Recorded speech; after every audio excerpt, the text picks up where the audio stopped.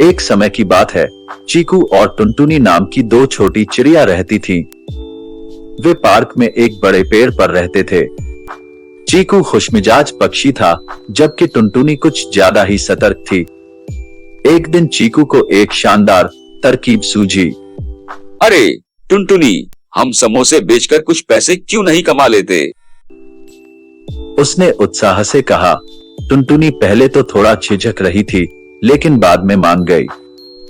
दोनों पक्षियों ने खूब मेहनत की और स्वादिष्ट समोसे बनाए। उन्होंने उन्हें एक टोकरी में पैक किया और पास की एक गली में एक स्टॉल लगा लिया। उनके पास एक छोटा सा स्टूल था जहां उन्होंने अपनी समोसे की टोकरी रखी थी। वे ग्राहकों के आने का इंतजार कर रहे थे और जल्द ही लोगों का एक समूह वहां आकर रुक गया। चीकू और टुनटुनी मुस्कुराए और उन्हें समोसे देने लगे। ग्राहकों को समोसे बहुत पसंद आए और उन्होंने पक्षियों के खाना पकाने के कौशल की सराहना की। ये समोसे लाजवाब है, इनकी कीमत कितनी है? उन्होंने पूछा। चीकू और टुनटुनी ने कीमत तय नहीं की थी, इसलिए उन्होंने जल्दी से फुसफुसाकर बातचीत की। चीकू ने कहा, चलो इन्हें 2-2 रुपए में बेचते हैं। ग्राहकों ने खुशी खुशी समोसे का भुगतान किया और पक्षियों को टिप के रूप में कुछ अतिरिक्त पैसे भी दिए। चीकू और टुनटुनी रोमांचित थे। उन्होंने अपनी पहली बिक्री की थी। उन्होंने उस दिन अपने सारे समोसे बेच दिए और यहाँ तक कि अगले दिन के लिए उन्हें और भी समोसे बनाने पड़े। वे प्रतिदिन समोसे बेचते रहे और जल्द ही वे आस पड़ोस में काफी प्रसिद्ध हो गए। दो नन्हे पक्षियों ने सीखा था कि कड़ी मेहनत और दृढ़ संकल्प हमेशा रंग लाते हैं। चीकू और टुनटुनी को अपने छोटे से व्यवसाय और अपने ग्राहकों के लिए खुशियां लाने पर गर्व था।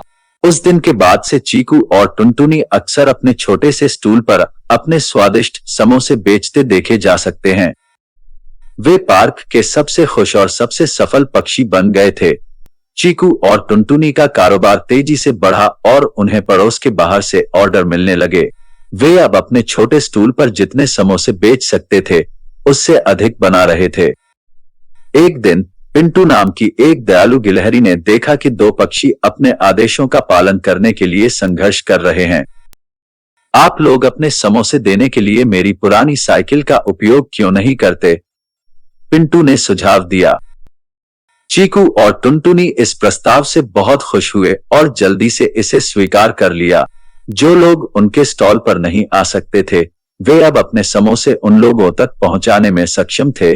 टुनटुनी ने मुस्कुराते हुए जवाब दिया, हाँ, हमारे पास है, लेकिन यह सब सिर्फ दो पक्षियों और एक सपने के साथ शुरू हुआ।